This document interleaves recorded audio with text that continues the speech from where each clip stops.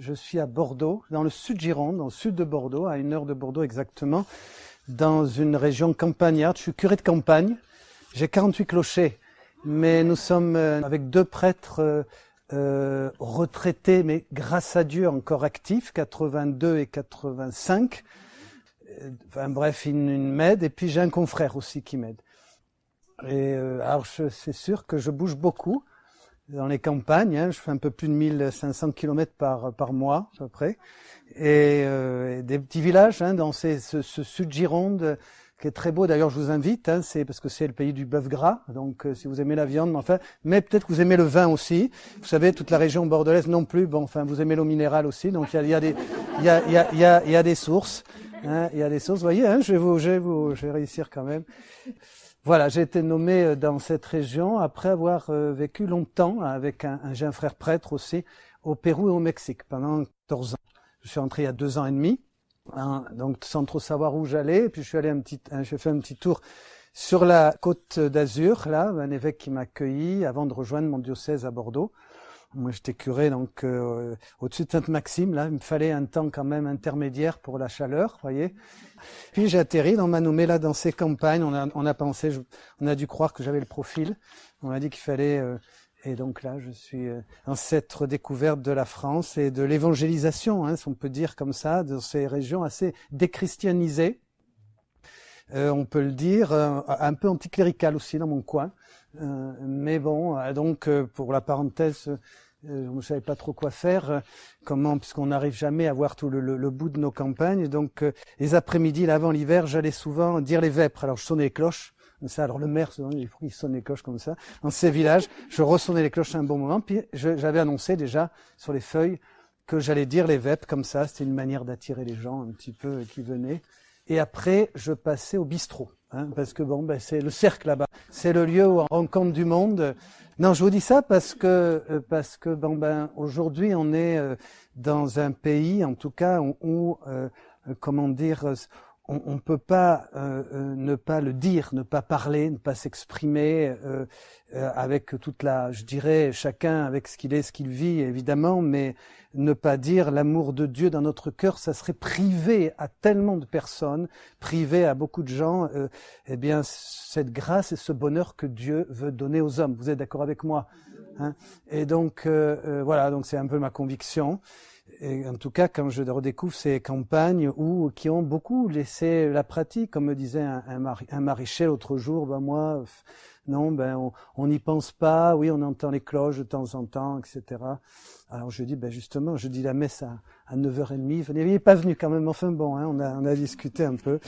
C'est sûr, ça nous tient à cœur, à nous les chrétiens, parce que si nous, on ne transmet plus cette bonne nouvelle, non, qui habite notre cœur, qui va le dire, non? D'après vous, hein, qui est-ce qui va le transmettre, hein? Vous êtes tous d'accord avec moi quand même, hein, on est tous d'accord dans l'absolu, mais ça n'empêche pas qu'on est quand même bien lent, on a des difficultés, il y a le respect humain, il y a, je vais y revenir là, il y a, qu'est-ce qu'il y a encore, tous ces obstacles qu'on rencontre, le fait d'être vu, d'être reconnu, etc.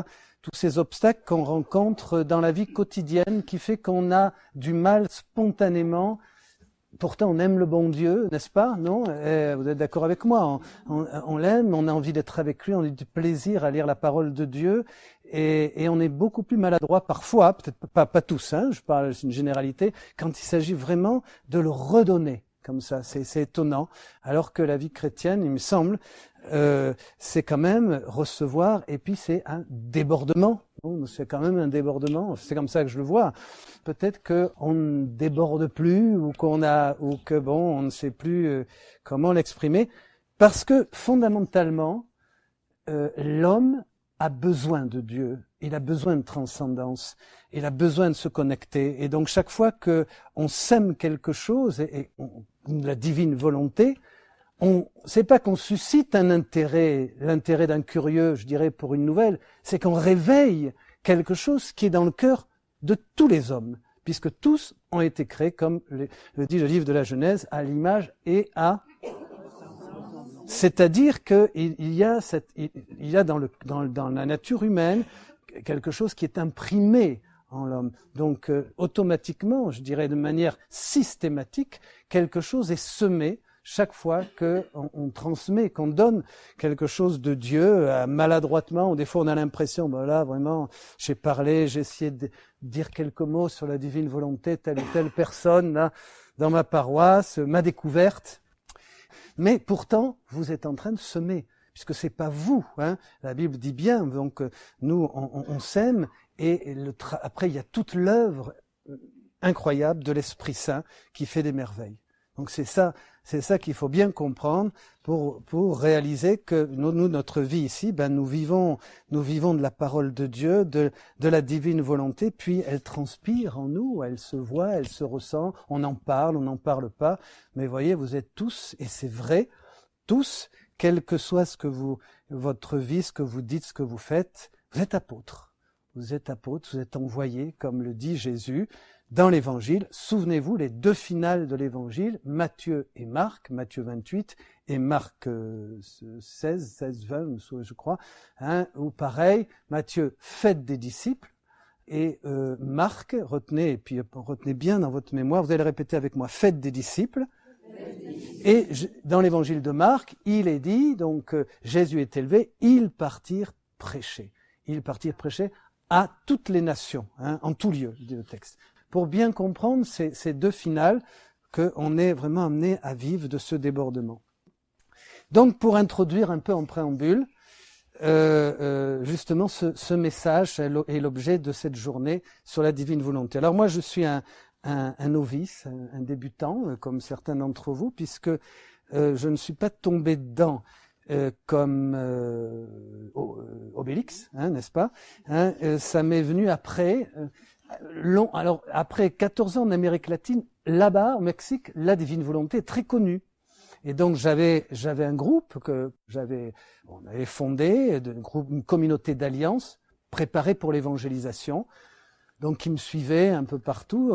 Et souvent, je me souviens, au moment du carême, j'avais toujours des femmes pieuses qui venaient me tendre le livre des 24 heures.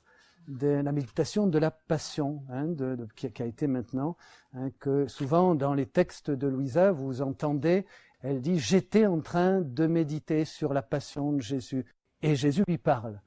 Et puis souvent, ce que je vous dis, j'ai découvert après, souvent dans les textes privés, le dialogue entre Jésus et Louisa Picaretta, il lui dit souvent, en lisant, en méditant, en reprenant ces paroles, ton cœur s'enflammera, tu vivras plus proche encore de moi, tu comprendras, tu auras des lumières spéciales. Donc moi, j'avais, pour vous le confesser simplement, plutôt une attitude de mépris, mais pas de rejet. Mais je me disais, bon, encore des révélations privées, etc. Et chaque fois, j'avais toujours au moment du carême, rebelote, j'étais sûr que ça allait rebondir. Encore, c'est brave. Je les avais, mon équipe là, une trentaine de couples, et qui me disaient, Père, regardez là pour méditer, travailler. Et toujours je me faisais la remarque, plus je me disais, bon, restez dans la parole de Dieu. Voilà. Et donc c'est arrivé, pour faire court dans le témoignage, un peu moins d'un an, parce que j'ai un frère prêtre, on est passé, on m'a donné le tome 1, et j'ai trouvé très lumineux. Et puis voilà, je suis rentré simplement comme ça, j'ai voulu pour lire d'autres livres, mais quelque chose m'avait préparé à cette lecture. C'est une mystique très connue en Amérique latine et au Mexique, qui s'appelle Conchita de Armida. Et cette femme, donc, elle est une mystique, une femme de Dieu, mère de 9 enfants. Ce qui l'a vraiment guidée, aidée, c'est qu'elle a été coachée sous la houlette qui est vénérable d'ailleurs, du cardinal Martí à l'époque, primat de Mexico, et ensuite d'un bienheureux évêque de Puebla qu'elle a accueilli chez elle. Et c'est eux vraiment qui ont vu chez cette femme une femme de Dieu qui avait un message pour les prêtres. Elle a beaucoup écrit pour les prêtres et les religieux, et surtout son intuition, c'est que tous les hommes, tous les chrétiens surtout, reçoivent le don de l'Esprit Saint, et que l'Esprit Saint est agissant, il suffit de s'y ouvrir. En 2 mots pour faire court. Alors si vous regardez Conchita de Armida, c'est passionnant. Donc ça m'a ouvert à la divine volonté. Voilà, pour faire un petit témoignage. Alors, je voudrais commencer par une parole de Dieu. Je voudrais voir modestement 3 petites choses avec vous. Vivre dans la divine volonté, pour mon premier point. Qu'est-ce que ça veut dire pour moi? Ensuite, deuxième point, s'abandonner, se laisser faire comme manière de vivre aussi personnelle. Et puis un troisième point, la prière chez Louisa. Et si on a le temps, j'aimerais bien vous lire quelque chose sur la joie. La joie dans la divine volonté, mais enfin je dirais la joie chrétienne. Alors un premier passage, d'abord dans la première épître aux Corinthiens, chapitre 2, verset 9. Première épître aux Corinthiens, chapitre 2, verset 9. Nous annonçons ce que l'œil n'a pas vu, ce que l'oreille n'a pas entendu, ce qui n'est pas monté au cœur de l'homme, tout ce que Dieu a préparé pour ceux qui l'aiment. Parole du Seigneur. Nous annonçons ce que Dieu n'a pas vu, tout ce que Dieu a préparé pour ceux qui l'aiment. Donc, la divine volonté, effectivement, comme on l'a vu ce matin, n'est pas une doctrine, un mouvement spirituel qui vient se rajouter à d'autres, mais un don de Dieu. Une grâce, comme le cite très bien Paul, c'est dans cette mouvance que je le situe, ce qui n'est pas monté au cœur de l'homme, tout ce que Dieu a préparé pour ceux qui l'aiment. Ce que Dieu a préparé pour ceux qui l'aiment. Je vous disais tout à l'heure, à l'instant, que en découvrant la divine volonté, j'avais l'impression de découvrir quelque chose comme si on se connectait avec quelque chose qu'on avait déjà vécu, qui faisait partie de notre vie, de notre cœur. Et ça, je connais, je sais ce que c'est, un peu comme une intuition personnelle de redécouvrir quelque chose qui nous habite. Je crois vraiment que l'expérience de la divine volonté est la vie plénière du baptême, où on met vraiment en lumière toutes les grâces baptismales qui sont immenses, qui sont énormes, qui sont la preuve, la révélation de l'amour de Dieu dans notre vie. Donc, la divine volonté. Évidemment, d'un point de vue scripturaire, comment vivre la divine volonté? Qu'est-ce que c'est? On l'a vu plusieurs fois. Il y a cet évangile de Matthieu 6,10. Matthieu 6,10. Cette grande révélation, cette promesse que Jésus fait, qu'il est bon de revenir sans cesse, de lire, de reprendre, de méditer, mais non pas d'une manière extérieure, de le prendre en soi, de le prendre en nous-mêmes, de l'accueillir intérieurement, que ton règne vienne et que ta volonté soit faite sur la terre comme au ciel. Fiat voluntas tua sicut in cielo et in terra, c'est-à-dire que ta volonté s'accomplisse pleinement dans le ciel comme sur la terre. Et la terre, c'est nous-mêmes, c'est-à-dire notre humanité. La volonté de Dieu va se réaliser dans notre chair, dans notre humanité. La terre, c'est notre humanité, avec ses faiblesses, ses misères, mais cette humanité qui est continuellement sanctifiée, transformée, purifiée. Dieu veut et va réaliser son plan d'amour grandiose, sa miséricorde, pleinement dans cette humanité. Alors, moi aussi, je découvre dans ces lectures, on parle, vous savez, des trois fiat, oui, des trois grandes réponses, des trois grands événements, celui de la création, avec Adam, qui est le premier dépositaire, celui de la rédemption par le sang de Jésus, le Christ, avec Marie, la Sainte Vierge, qui est la nouvelle, celle qui reçoit aussi, autre dépositaire. Et puis, ce troisième fiat, on retrouve ça dans les lectures. Alors parfois, fiat, figurez-vous qu'il se trouve que quand on m'a nommé curé de campagne, j'avais pas de voiture parce que moi j'étais en moto, et donc on m'a donné une Fiat, figurez-vous. Alors j'ai les paroissiens, quelques-uns qui me connaissent d'ailleurs un peu, parce que je leur parle, disent « Père, ça vous va très bien. » J'ai dit « Mais quoi ?» J'ai dit « Ben Fiat !» Il me dit « Ah bon, ah bon. » Je me dis « Fiat, que ta volonté soit faite. » Et il me dit « Ah, voyez les gens, que ta volonté soit faite, c'est ça sur la terre comme au ciel. » Alors, ce troisième Fiat, c'est vraiment le cœur du message de la divine volonté. Si vous voulez voir autre chose, vous pouvez, bien sûr, mais revenir vraiment sur l'essentiel de cette promesse donnée comme une prophétie ouverte, dans laquelle Jésus ne veut pas dire quelque chose de superflu, mais quelque chose qui pour nous.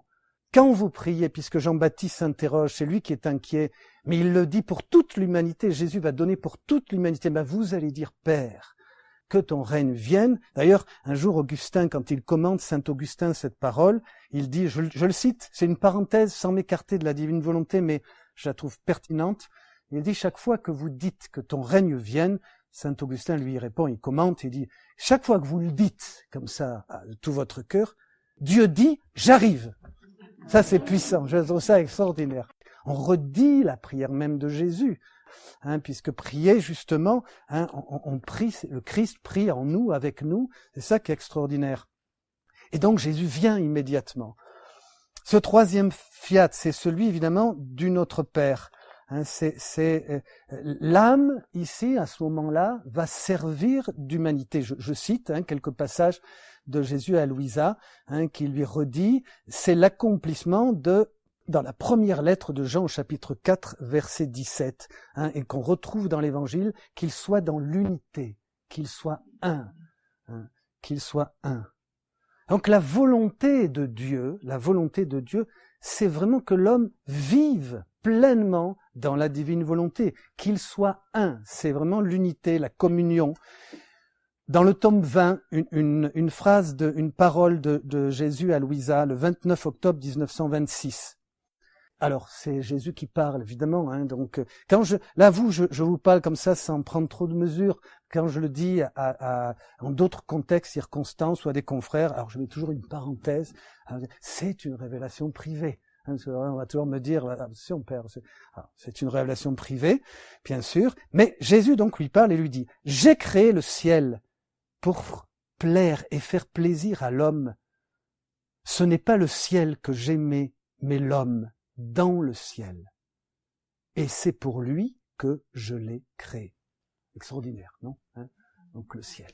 C'est pour ça que je vous disais tout à l'heure que, évidemment, quand on commence à chercher et à vivre dans la divine volonté, c'est-à-dire qu'on laisse vraiment le Christ vivre en nous, dans les plus petits détails de notre vie. Je vous disais, vivre dans la divine volonté, c'est-à-dire dans les plus petits détails de notre vie. Jésus dira aussi par ailleurs à Louisa, mais bien sûr, priez, oui.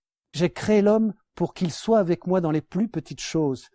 Je veux que tu boives cette eau avec moi, que tu manges ces aliments avec moi, que tu te reposes avec moi. Je veux que le soir, quand tu t'endormes, tu te penses à moi et que tu me demandes d'être avec toi. Et avec toi aussi, je voudrais que nous allions partout dans le monde.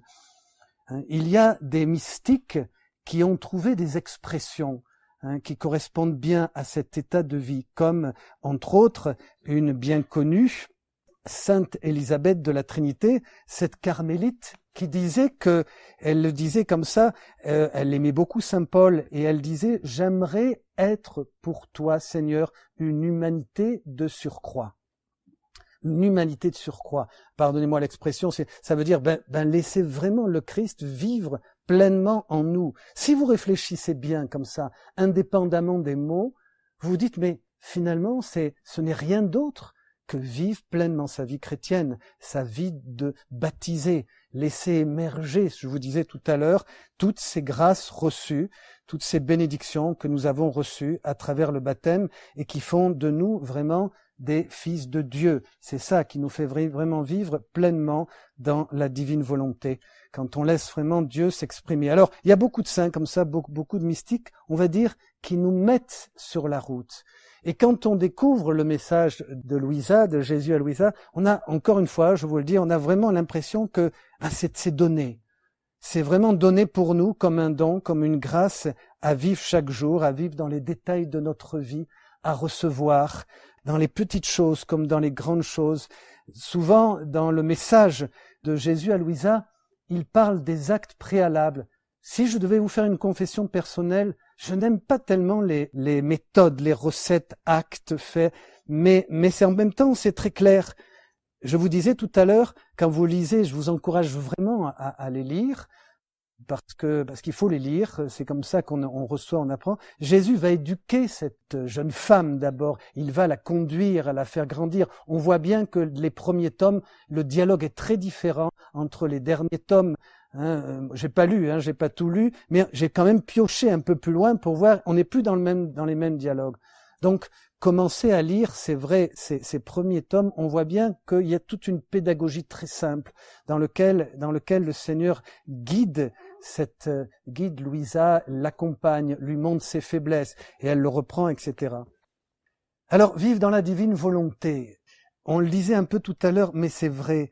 On ne peut pas prétendre grandir dans l'accueil et vivre cette divine volonté, puisque c'est laisser vraiment Jésus vivre en nous. C'est-à-dire le vouloir de Dieu, le divin vouloir, comme il est dit, qui agisse à travers nous. Ce n'est pas possible s'il n'y a pas de notre part, personnellement, une vie de renoncement.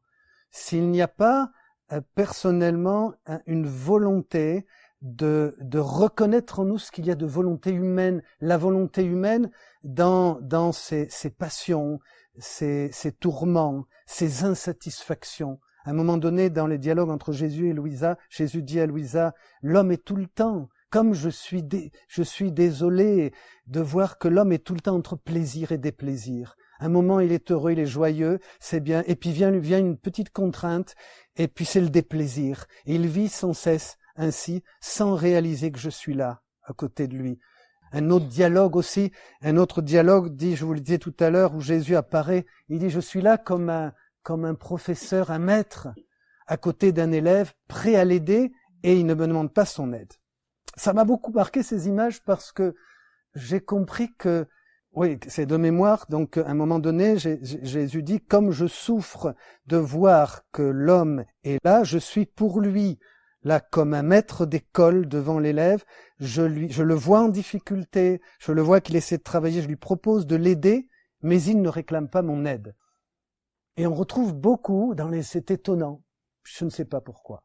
Dans les premiers livres, on retrouve beaucoup cette plainte de Jésus, cette douleur. Enfin, je ne sais pas pourquoi. Moi, ça m'éclaire beaucoup parce que je trouve tellement propre dans la nature humaine, qui veut faire par elle-même et qui n'a pas toujours la simplicité de laisser faire, de se laisser conduire. Donc, dans la divine volonté, évidemment, il y a quand même un passage fondamental, une étape qui consiste à laisser faire, renoncer à sa volonté humaine. Il y a un passage de l'Écriture qui m'éclaire beaucoup, que vous connaissez, c'est dans l'évangile de Matthieu, au chapitre 9, verset 17. Matthieu, chapitre 9, verset 17. Bien sûr, vous vous souvenez presque toutes et tous de ce passage de l'Écriture, dans lequel il est dit que on ne met pas dans de vieilles outres. Je ne vous ai pas dit que vous étiez de vieilles outres, mais on l'est tous plus ou moins, les tous. Alors cette parole de l'Écriture, elle est magnifique. Elle est magnifique parce que tout est dit. Vous savez tout. Le vin nouveau qui vient, c'est le don de Dieu, c'est l'Esprit Saint, c'est la divine volonté. D'ailleurs, la parole dit, donc, mais justement, on met le vin nouveau dans des outres neuves. Donc, c'est le nouveau vêtement du baptême. Pourquoi je vous dis ça? Parce que justement, il y a une parole extraordinaire de Jésus à Louisa qui dit ceci. Notez-la, elle est magnifique. Il faudra se vider de ce qui est humain pour que tu te revêtisses de Dieu. Et souvent, quand Jésus parle à Louisa, c'est déjà presque accompli. Il faudra que tu te vides encore de ce qui est humain, parce qu'elle se plaignait, pour te revêtir. Et il dit d'un nouveau vêtement. C'est le nouveau vêtement qu'il faut pouvoir appuyer. D'un nouveau vêtement. Mais qu'est-ce que c'est que ce nouveau vêtement? C'est rien d'autre que le don de Dieu, la grâce de Dieu. C'est l'accueil de l'Esprit Saint. Et ça, c'est vraiment ce don de la divine volonté qui va changer, qui va orienter toute notre vie. Mais donc ça passe par cette purification.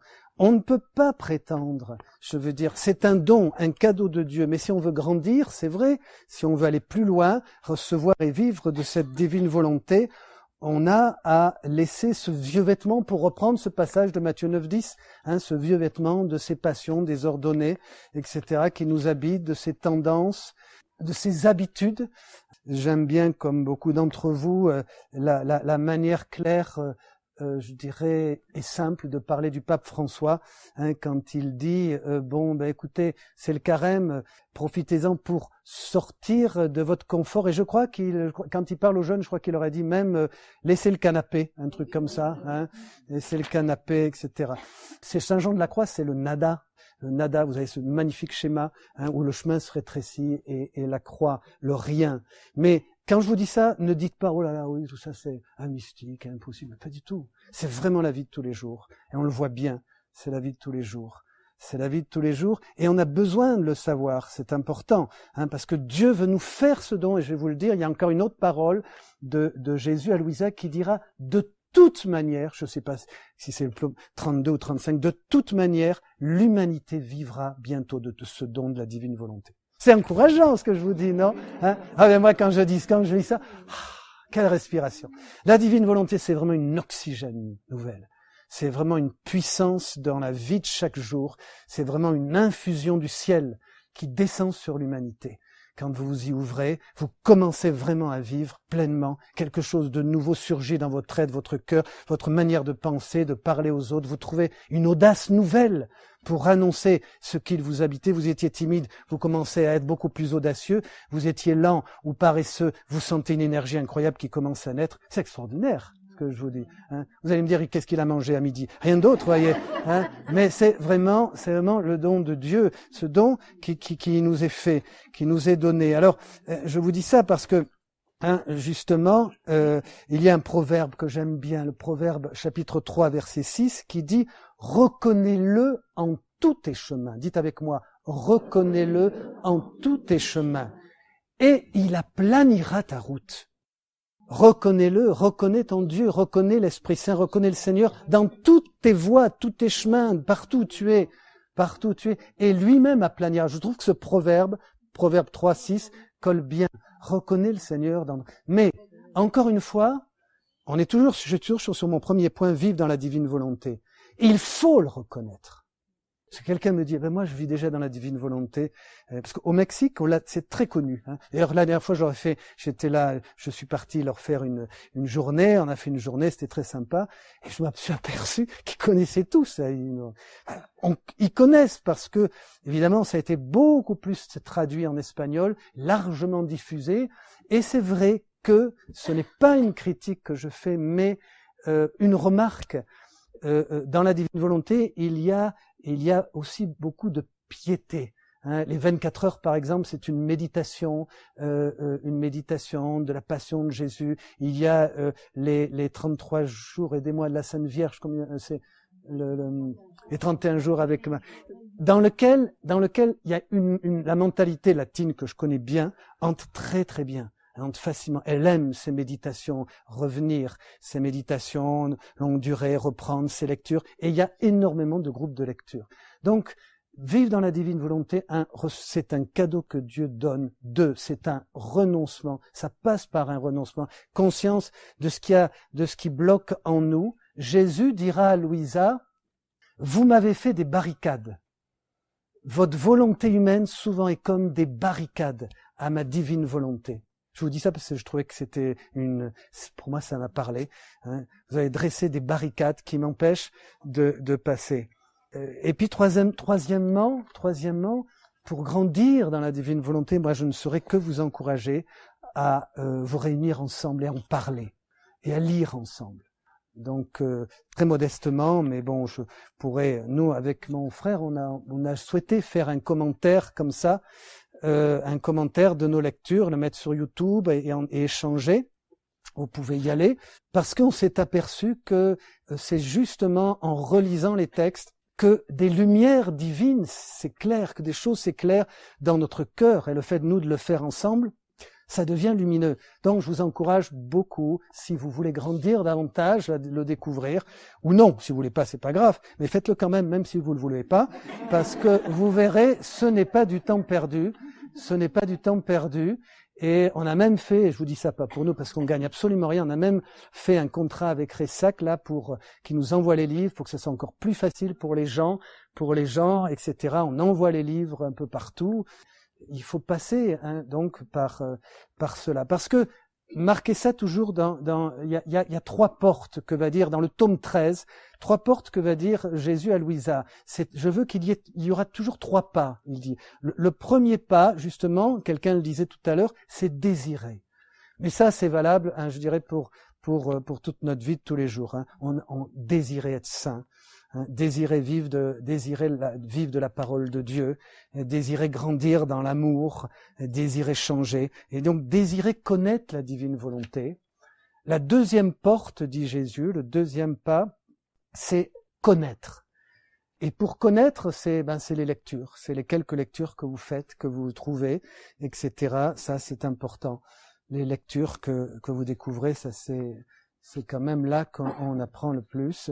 Et puis, là, cette troisième porte, je vais pas la commenter parce que elle m'a quand même étonné que Jésus lui dise, et il faut aussi l'aimer, il disait. Mais en même temps, Dieu est amour. Donc, on n'est pas de surprise, il faut l'aimer. Les 3 portes. Désirer, connaître, aimer. Dans le tome 13. Alors, quand même, pardonnez-moi, je vais faire une petite parenthèse de catéchisme parce que c'est quand même éclairant. On n'a rien de nouveau. Quand vous retrouvez dans le catéchisme pour adultes, au numéro 521, je vais vous le lire, vous allez voir, c'est très, très, très éclairant. Au numéro 521, dans le catéchisme, notre catéchisme, donc, il est dit, par son incarnation, le Fils de Dieu s'est en quelque sorte uni lui-même à tout homme. Nous sommes appelés à ne faire plus qu'un avec lui. Alors, c'est à la fois la Bible, ça rentre tout à fait dans l'orientation, le vécu, l'incarnation de la divine volonté. Ne faire plus qu'un avec lui, ce qu'il a vécu dans sa chair pour nous, et comme notre modèle, il nous y fait communier comme les membres de son corps. Vous allez répéter avec moi. Il nous y fait communier comme les membres de son corps. Chapitre 521. C'est lumineux. On ne peut pas trouver plus clair. Il nous fait communier. Il nous fait communier. Et la divine volonté, c'est communier avec la joie du Christ. C'est communier avec la passion du Christ. C'est communier avec l'agir du Christ. Dans un des dialogues, Jésus dira à Louisa, « Je n'ai pas fini mon ministère de prédication. Ma mission de prédication a été brève, mais je la continue à travers les hommes. » Pas simplement prêcher, parler, je la continue à travers eux chaque fois qu'ils vivent avec moi dans la divine volonté, qu'ils me laissent faire, qu'ils m'accueillent dans leur cœur, qu'ils me laissent parler, qu'ils me laissent agir, s'asseoir, regarder une personne. Jésus continue, il continue sa mission. Pour moi, je trouve ça très lumineux et tellement compréhensible. Alors, dans nos langages, nous, théologiques, mystiques, une parenthèse, on appelle ça ce qu'ont vécu certains saints, l'incarnation mystique, comme certains en ont parlé, Conchita de Hermida, par exemple, et d'autres, je parlais tout à l'heure avec une sœur, Marie de la Trinité, mais enfin, c'est la vocation de tout chrétien. Laissez vivre Jésus, laissez vivre le Christ dans notre vie, dans notre agir. Voyez, c'est ça. Donc la divine volonté. Divine volonté, volonté humaine. La volonté humaine, c'est aussi un don de Dieu. À pas cracher dessus. Dieu nous a donné une volonté humaine. Évidemment, elle a besoin d'être purifiée. Comment situer la divine volonté? C'est-à-dire que Dieu vient par son Esprit Saint et nous donne tous ses attributs. Sa bonté, sa grâce, sa puissance, sa force, son amour, sa tendresse, sa miséricorde. Tous les attributs divins qui viennent à nous. Ce n'est pas un écrasement de notre personne, sinon on serait plus que des robots. Vous êtes d'accord avec moi? Comprenez ce que je vous dis?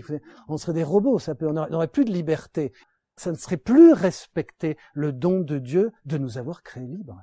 Donc Jésus reproduit en nous et il continue de vivre en nous, mais ça passe évidemment. Alors il le dit encore une parole de Jésus à Louisa, le plus grand des sacrifices, justement, sera de renoncer et de me donner toute votre volonté humaine. La volonté humaine présente des faiblesses, dit Jésus, ces manquements, ces péchés, qui sont, tout à l'heure je cherchais la phrase littérale, je la cite, qui sont comme pour moi des barricades infranchissables. je veux que tu brises ces barricades. C'est rigolo, non? Comme il parle comme ça, comme ça. Moi, j'aime bien. Donc, ce passage. Alors, volonté divine, volonté humaine. C'est souvent le conflit. On se dit, tiens, là, qu'est-ce que c'est? Qu'est-ce qui agit, etc. Souvent, Jésus va dire, on fait la volonté. Il n'y a rien de nouveau à faire la volonté de Dieu. Chercher à faire la volonté de Dieu. Mais souvent, on l'a fait de manière résignée. Retenez ça.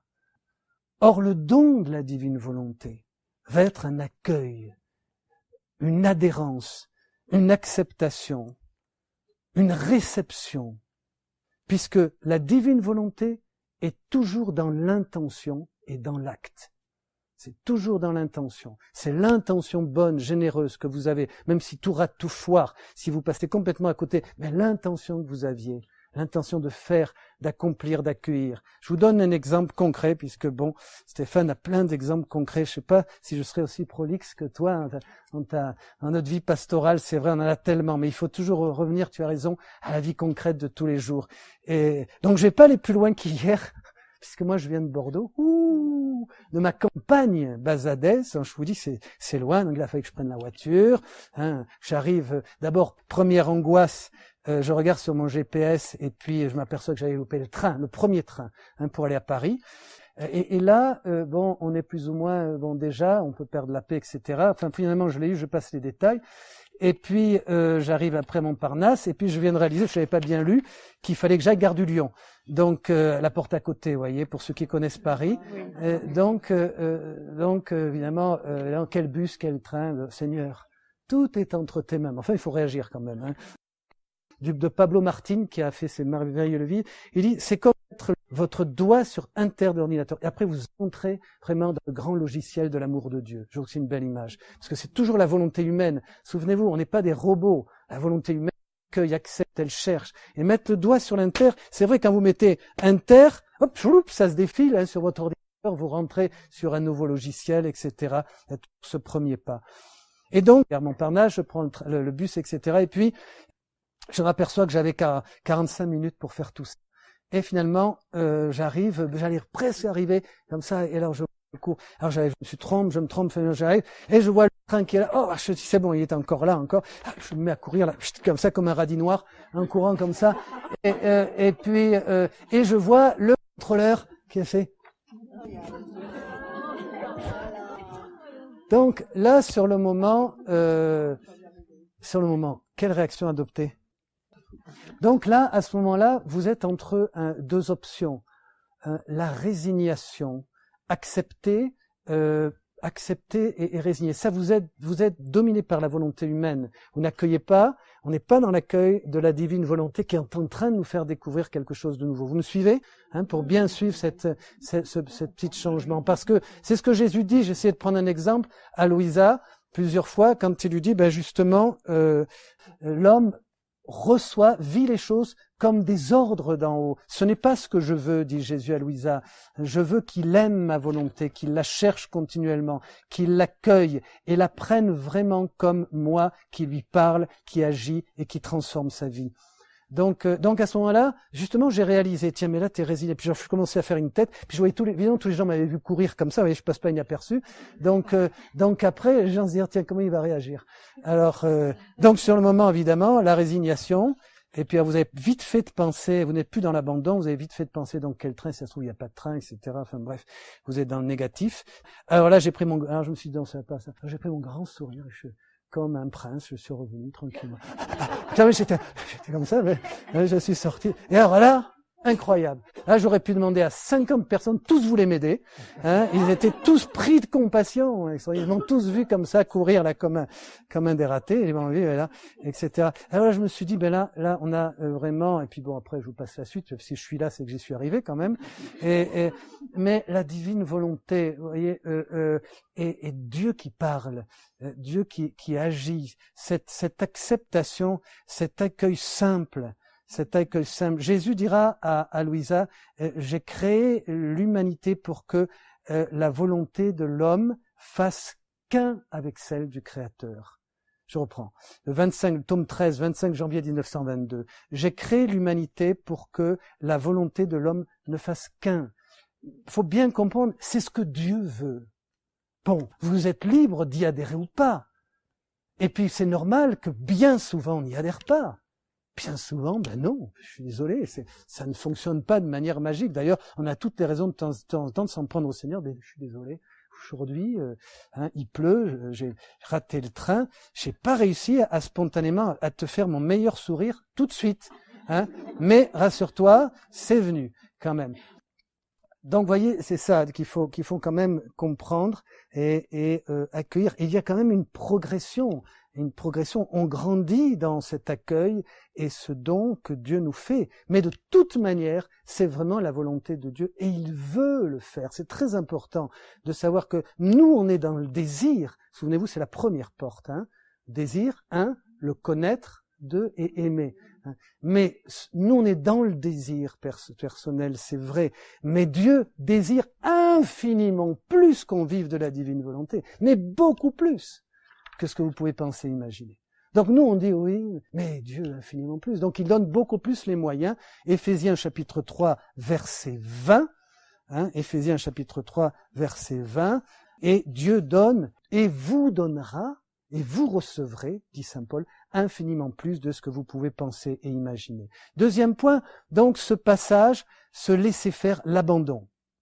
C'est l'abandon. La clé, on va dire, le moyen que nous avons, nous, on n'a rien inventé, ce moyen de la vie chrétienne, de la vie spirituelle, s'abandonner entre les mains de Dieu.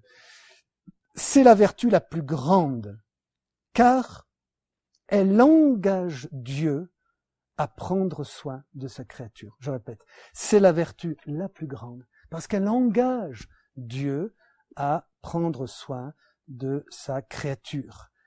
Et qu'est-ce que ça signifie? Ça signifie abandonner à Dieu nos projets, nos souhaits, nos désirs, nos attentes. Jusque, souvent Jésus va dire à Louisa, « Je veux que tu abandonnes tes vertus, ce que tu fais de bien, ce que tu es capable de faire de bien. » C'est-à-dire aussi tout ce que par les vertus chrétiennes, qui font partie de notre vie, toutes ces vertus chrétiennes qui nous amènent à une vie de sainteté. Je vous disais tout à l'heure, Jésus va conduire Louisa. Et dans les premiers tomes, on voit que Jésus la conduit dans les vertus chrétiennes. Il lui apprend la patience. Très souvent, elle va se plaindre parce que, c'est étonnant de dire ça, mais enfin, elle se plaint parce qu'elle voit passer le bon Dieu. Mais tu me parles pas aujourd'hui. Mais tu n'es pas venu me visiter aujourd'hui. Et très souvent, elle revient là-dessus. C'est étonnant, elle se plaint comme ça de pas assez le voir. Et donc, mais Jésus va la conduire et la guider petit à petit, etc. C'est ça qui est quand même extraordinaire de voir comment le Seigneur va la conduire. Alors, dans cette purification, ce chemin, ce passage, cet abandon, Jésus va lui donner, il lui a dit, si tu avances dans la foi, tu vivras, je reprends ça parce que je trouve que c'est éclairant, tu vas connaître 3 joies spirituelles. Dans le tome 2, vous trouvez ça, les 3 joies spirituelles. Vous allez voir, à lire comme ça n'a rien de joyeux. C'est ça qui est étonnant. Mais il faut le retenir parce qu'il faut revenir là-dessus.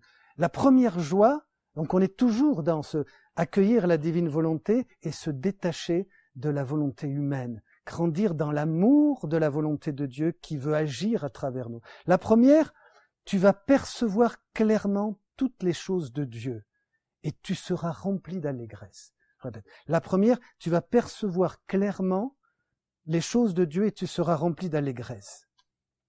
La deuxième, joie, tu ressentiras de l'indifférence à l'égard des choses du monde.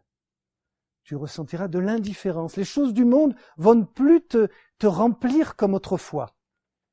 Ça se comprend, ça, oui. Mais dans le plan de Dieu, dans la pédagogie divine, c'est une des joies, évidemment, puisque on est dégagé, beaucoup plus libre, beaucoup plus détaché, beaucoup plus libre pour justement goûter ce que Dieu nous fait vivre. Et la troisième joie, tu ressentiras de l'indifférence.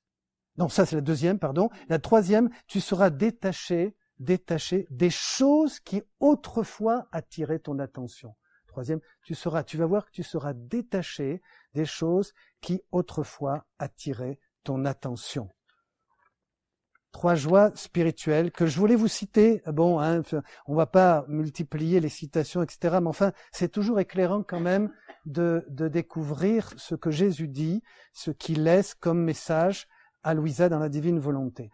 Ensuite, donc, un troisième point, c'est la passion des âmes.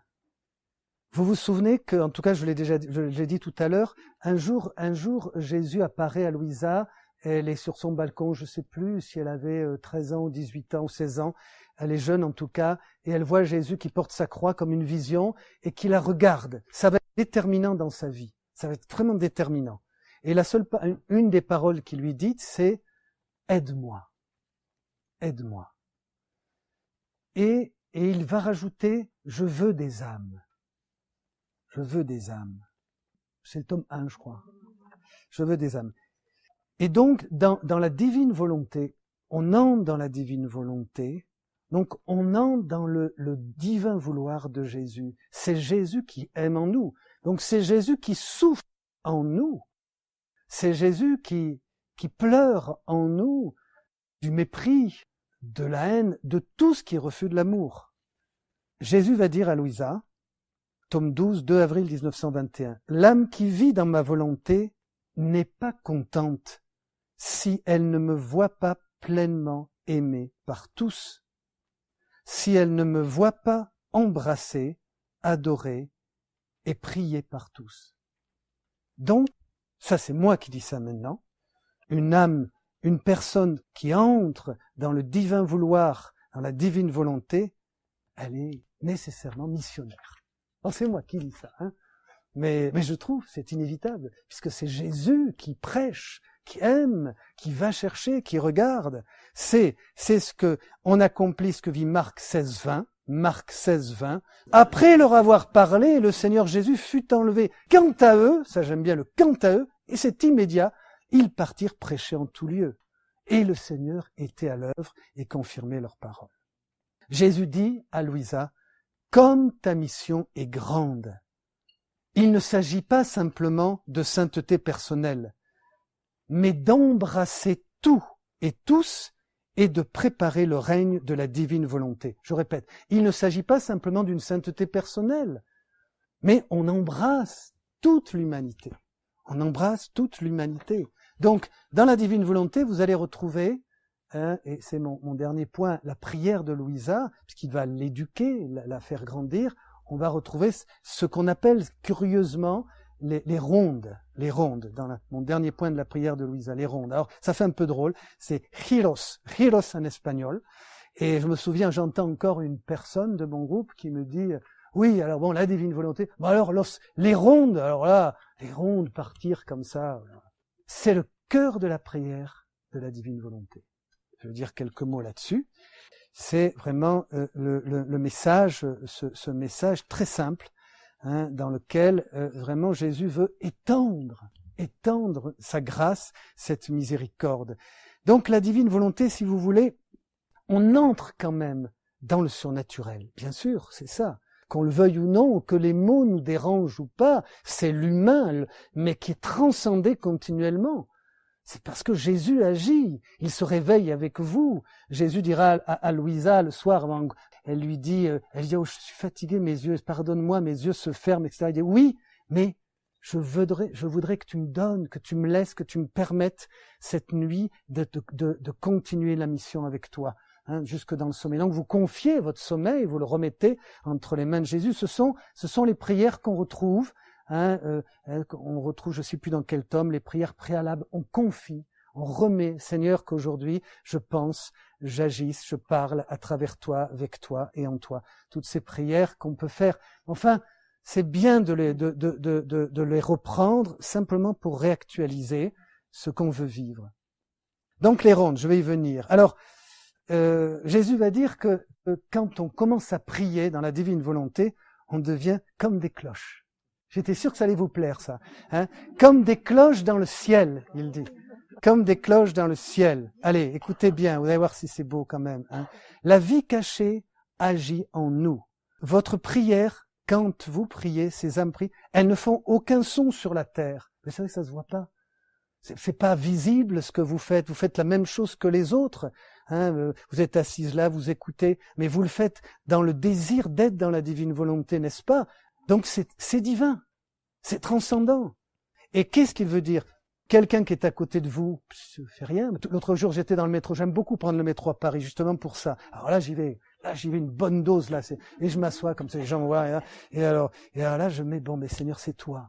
C'est toi qui es là. C'est toi qui es assis maintenant et tu regardes. C'est toi qui regardes. Je vous assure que c'est extraordinaire. Vous êtes rempli immédiatement. C'est pas insensible, mais vous êtes parce que vous êtes dans la foi. Jésus dit, la foi, c'est moi. Dans les dictions des... Vous êtes tout de suite là, et c'est pour toi, Seigneur. Dans ta divine volonté, je veux que ça soit toi. C'est toi qui regarde, qui aime. Et alors là, c'est extraordinaire, là, ce qui se passe. Rien ne se passe extérieurement, mais alors, dans le ciel, les saints, les anges, etc. Et c'est ce que dit Jésus à un moment donné. Les âmes qui prient comme ça, elles ne font rien d'extraordinaire sur la terre, mais leurs prières résonnent comme des cloches dans le ciel. Ding, ding, des cloches. C'est pour ça que moi, dans mes 48 clochers, première chose que j'arrive, et j'y vais avec la cloche là, ça y va, et je fais sonner les cloches jusqu'à la municipalité, le maire qui s'est plaint. Il dit, mais qu'est-ce qui lui prend celui-là, ce nouveau prêtre? Qui vient de me voir, je lui ai expliqué pourquoi les cloches, je lui parlais de Luisa Picaretta, les cloches qui résonnent dans le ciel. Alors, ben oui, c'est ça. D'ailleurs, je ne sais plus à quel endroit Jésus dit à Louisa à un moment donné, mais même dans le ciel, il y avait cette attente. Les saints, les bienheureux ont cette attente que des âmes déjà commencent à vivre de cette divine volonté. Donc, tous sont là. Alors, c'est la traduction qui dit ça. En tout cas, c'est merveilleux, je trouve. Et ils sont là à regarder, à attendre, à guetter dans le ciel, etc. Et à voir ces âmes qui, sur la terre, acceptent de vivre ce qui déjà se vit dans le ciel, qui est le règne de la divine volonté. C'est vraiment le triomphe du règne de la divine volonté que Jésus veut mettre. Alors, je termine avec ça, la prière de Louisa, qui est toute simple. Jésus la guide dans la prière. Je vois un schéma en 4 points dans cette prière qui évolue. D'abord, sa prière passe par ses facultés, ses sens, les membres de son corps. Au début, c'est une prière toute simple. Elle apprend à prier avec son corps, etc. Jésus lui fait ressentir sa douleur.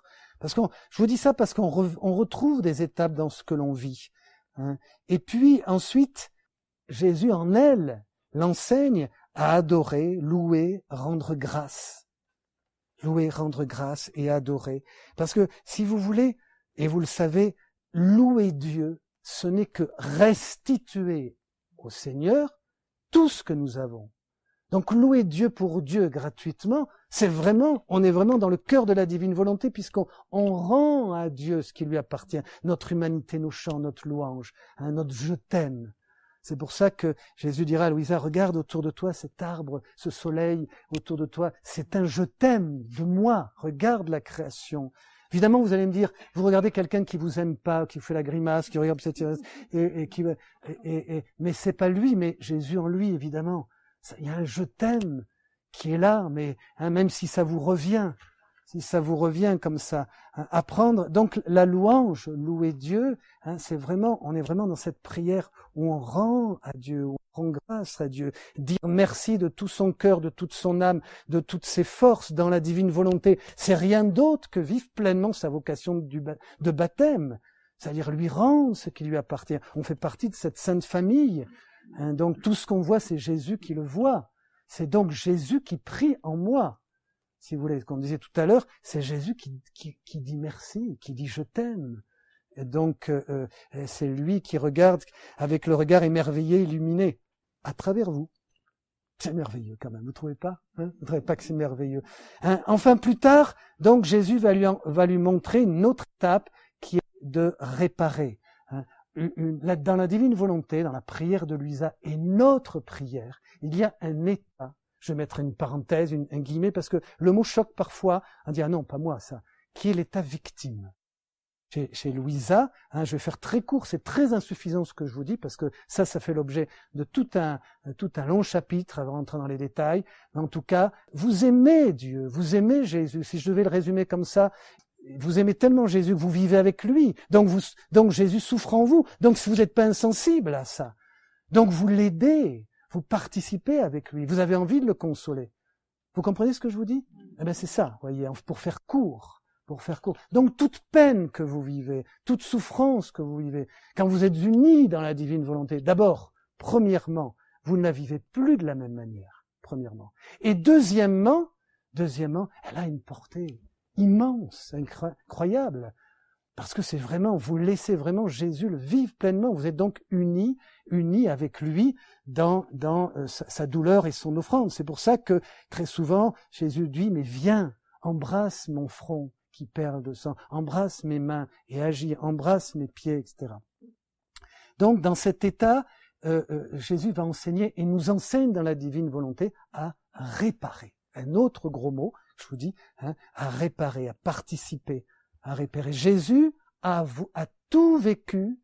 Pourquoi l'incarnation? Il a tout vécu de notre humanité. Il a tout pris. Mais il l'a pas vécu le dernier instant sur la croix. Il l'a vécu à Nazareth pendant ces longues années. Il a vécu nos sentiments. Il a repris tout ce qu'on a vécu, tout ce qu'on peut ressentir. Donc il a transformé notre faire, nos pensées. Il a revécu, il a pris sur lui toutes ces choses. Et c'est ça le salut, c'est pour nous sauver. Donc nous vivons ça, nous sommes associés avec lui à cette réparation. Et Jésus a besoin de nous. C'est étonnant. À la fois, on va pas rentrer sur le détail, il a tout accompli, mais il nous fait participer à cette merveilleuse prière. Voyez, c'est ça, où nous rendons à Dieu, nous entrons avec lui, nous passons. C'est pour ça que très souvent, Jésus dit, mais console-moi. Console-moi. Et nous vivons ces offenses, ces peines. Donc, je dirais, pour résumer un peu dans cette dernière état, cette prière de Louisa, soyez attentifs à tout ce que vous vivez. Il y a deux paroles que Jésus va dire souvent à Louisa. Très souvent, il dit, sois attentive. L'attention et l'intention. Ton intention, elle est bonne, elle est d'aimer. Et souvent, Jésus dit, sois attentive. L'attention que nous portons à tout ce que nous vivons, à tout ce que nous faisons, à tout ce qui nous habite, ce qui nous entoure, aux événements de notre vie, comme je vous disais tout à l'heure, quand je suis descendu, et c'est évident, quand je suis revenu après que le train était parti, il faut être attentif à toutes ces choses qui nous traversent et qui nous rappellent que Dieu vraiment agit avec nous dans la divine volonté. Donc voilà ce que je voulais vous dire. Pardonnez-moi, c'est quand même, ça a été quand même quelques petits points comme ça, qui sont quand même très brefs. Tout ça pour vous dire que c'est la joie plénière. C'est ma conclusion. Tout ça pour vous dire. Non, s'il vous plaît. Tout ça pour vous dire que quand même, bon, pourquoi on est là vraiment, c'est la joie plénière. Vous êtes vraiment les réceptacles de cette joie. D'ailleurs, Jésus va souvent à Louisa comme une goutte qui se noie dans une mer d'amour et de joie. C'est ça que je veux que tu sois, comme une goutte. Vous voyez, c'est vraiment se perdre dans cet océan d'amour et de joie. Le fruit, vraiment, tu disais Stéphane, c'est vrai, c'est Galates 5, les fruits de l'esprit, et il y en a un tout à fait particulier, propre vraiment, malgré nos peines, nos larmes, nos nuits, parfois on est associé dans la divine volonté, c'est cette joie suprême, cette joie divine, puisque la divine volonté, c'est comme le nom l'indique, c'est vraiment Dieu qui accomplit sa volonté en nous. Et donc je vais vous lire, si vous voulez bien, pour conclure, ce petit passage du Père Garrigou Lagrange, magnifique. Et je crois que là, il touche quelque chose qui va bien, vous pouvez l'écouter comme ça, et je vous le redonnerai de toute manière. Je mettrai en ligne ce passage sur la joie dans la divine volonté. Il n'a pas mis divine volonté, mais la joie des joies spirituelles. Il dit ceci, que je trouve très très beau, et que une de mes amies m'a fait passer. La joie spirituelle est d'un ordre supérieur encore. Ça, j'aime bien, parce que c'est tout à fait ça. C'est pas une joie humaine. C'est pas la joie simplement d'avoir passé une bonne journée. C'est comme là, tout à l'heure, on va dire, c'était sympathique aujourd'hui. Non. Vous avez vécu quelque chose de transcendant, quelque chose de divin, quelque chose qui dépasse l'entendement humain. Je vous dis pas ça pour faire, c'est vrai. Parce qu'on a parlé de quelque chose d'abord de novateur, qui va encore plus loin, qui va avoir des conséquences dans votre vie de tous les jours, dans le concret de tous les jours, qui va changer votre manière de vivre, de prier, de penser, d'agir, qui va changer votre être jusqu'à physiquement, vous allez voir des choses extraordinaires. Je dis pas que j'ai les cheveux qui sont mis à repousser depuis, mais je les perds toujours autant. Mais voyez, quoique j'aimerais bien quand même en garder quelques-uns, mais bon, ça, y a rien à faire. Mais quand même, il y a des choses vraiment qui sont extraordinaires, qui se transforment. Donc, une joie, dites avec moi, supérieure encore. Vous voyez, Saint Ignace de Loyola aimait dire, c'est pas mal et bien, c'est mieux. Et j'aime bien, c'est-à-dire, c'est encore plus grand. C'est ça la divine volonté. Qu'on le veuille ou non, que ça nous dérange, comme me disent mes confrères, on a déjà tout. Et bien sûr qu'on a tout. C'est ça la divine, c'est tout. C'est absolument tout, mais donné. Et donc, c'est la joie d'être enfant de Dieu par le baptême, d'être aimé par lui comme un enfant adoptif, qui a reçu une participation de sa vie intime et qui tend à la posséder éternellement, à la posséder, puisque c'est une possession d'amour. C'est la joie d'être dans la vérité divine, d'y vivre, de marcher sous la direction de la providence de Dieu, pour qu'il règne de plus en plus en nous dans les temps et dans l'éternité. Cette joie spirituelle n'est pas précisément une vertu, mais le fruit ou l'effet de la plus haute vertu qu'est l'amour. Oui, l'amour de Dieu et des âmes en Dieu. La joie spirituelle est donc ce fruit de l'amour, alors que la tristesse désordonnée et déprimante est l'effet de l'amour déréglé de soi-même, où là on voit bien la volonté humaine. Elle procède de l'égoïsme insatisfait, de l'orgueil blessé, de la vanité offensée. Plus dans une âme l'amour arrive à dominer l'égoïsme, plus cette mauvaise tristesse disparaît. La joie chrétienne sera donc de posséder Dieu et d'être possédé par lui. Dites avec moi, posséder Dieu et être possédé par lui.